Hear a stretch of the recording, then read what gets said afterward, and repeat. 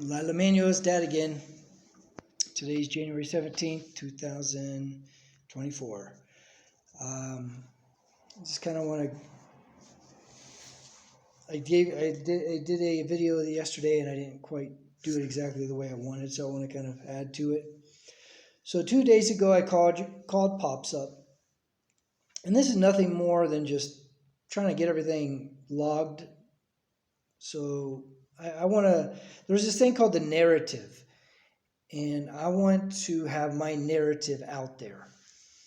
And because as you're growing up and you're hearing things from mom and dad and the brothers and everyone, I want you to hear my side of things. So 2 days ago, I called Pops up and I said, Dad, I need my Social Security card and my birth certificate, and Jessica has it.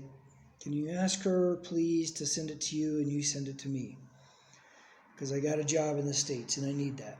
And I said, also, I am selling the SUV, and Jessica has the title. I can sell it without the title, but I won't get as much money for it. With the title, I can get like $20,000. Without the title, I can get like $15,000. So I said, can you please have her? I said, no. I said, ask her if she wants $5,000. If she wants $5,000, if she sends me the title, I'll make sure she gets $5,000. I'll take what's left. And he's like, okay, I'll tell her. I'm like, well, Dad, you got to not just tell her. You got to try to, on my behalf, convince her. I need my Social Security card, my birth certificate, and I want you guys to have $5,000. So convince her of that, please. Well, I don't know. Okay. So anyways, I called. He was supposed to call me, and he never did. He's never once. By the way, my dad's never once called me this whole time I've been in Mexico.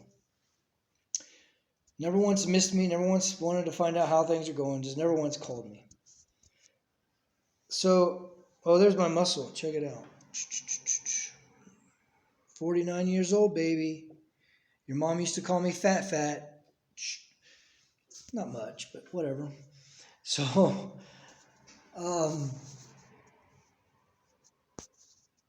I called him back and I said, hey, did you talk to Jessica? He goes, Asher, nobody over here is going to help you. That was like a dagger to my heart. Like, but I held back and I said, I'm not asking for any help. I'm trying to help them. You complain that I'm not doing something for my family. Here I'm trying to give them $5,000, but there's no communication. I don't even know how to give them $5,000. So I got a way to give them some money, and I'm trying to help them. So don't act like this is me trying to get them to help me. Anyway, so I think, also like nobody's going to help, not even send me my birth certificate, not send me my Social Security card. That means when I get to the States, I have to literally fly to Florida, I think. Maybe I can get my Social Security card in anywhere in the country. But I think I got to fly to Florida to get my birth certificate. Maybe there's a way to get that. I don't know. I'll find out when I get back to the States. But I may have to fly back just to get my birth certificate at the health department there. So yeah, because nobody will help me. And that's what he said, nobody will help me. And in the last video, I think I told you about how, maybe I didn't. He told me my big mistake. He goes, I know what your big mistake was. I'm like, well, this is interesting. Tell me. And he said, your big mistake was going to Texas for 8 months and moving to Mexico. And I got to thinking about that. I'm like, wait a second. My big mistake was leaving my family for 8 months. So the solution is for my family to leave me for 3 years? Oh my goodness. You can't make this stuff up. I made a mistake, according to him. and left my family for 8 months to go work. I went to work. Let's just set aside the fact that sometimes men get called off to war for years, right? I went for 8 months to work because I had to pay off our house, buy Mom a car. I had a big, good paying job, and it worked. It worked. By the grace of God, we got the house paid off. I got Mom a new Toyota. Everything worked, right? And so this was a big mistake, leaving my family for 8 months. Why was that a big mistake? Was it a big mistake because Mom met somebody while I was gone? Okay. So the solution to that big mistake, or the consequences of that mistake, is to lose my family for over 3 years. It doesn't see, can you see what I'm saying? It doesn't make sense. It doesn't add up. Like, you left me for a month, now I'm going to leave you for 3 years, right? It doesn't make sense. Why was that wrong and this is okay? It doesn't make sense, it doesn't add up.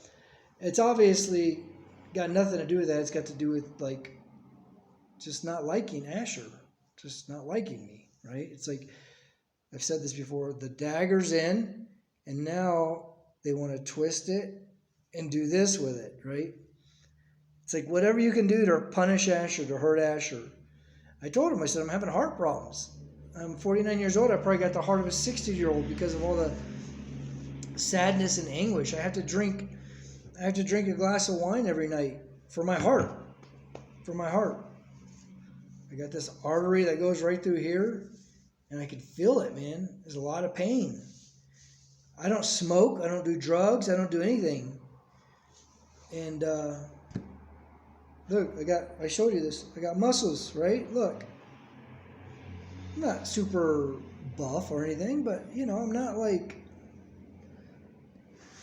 I'm whatever. Anyways, baby boy, Emmanuel, Lila, I miss you guys so much. I'm thinking about changing my plans. I'm still coming to the States, but I'm thinking about doing things a little different. And but I'll tell you all about that later if it falls into place. So I just wanted to get the narrative out there, what Pop said. I guess I'm being punished because I left for 8 months to go work. And I guess it's better to lose me for 3 years than 8 months somehow for doing that. I don't know. How nobody's willing to help me and send me my birth certificate, my social security card. These things can help me work and send you guys money. I also explained to Dad, hey, I have a house, I have food in the fridge. Don't say I'm not providing for my family. Every single day I'm providing for my family. If my wife takes my family away, that's not my fault. I don't have to go chasing her down to give her, please take this food, please take my money. No, you left. Here's where I provide. I provide right here. And so I explained that to him, and that was kind of a revelation to him. I told him that I am doing these video logs for you guys, and that even that conversation we had is going to be put on this video. And he was like, whoa. He went silent on the phone because everything's getting recorded. All this information is being taken down. And so someday you'll know what I knew, and you'll kind of see how I was living, and you'll hear my side of the story. So you'll get my narrative. Love you guys so much. I can't wait to see you. I'm coming for you. I'm coming. Pray I get there. Bye, Emmanuel. Bye, Lila.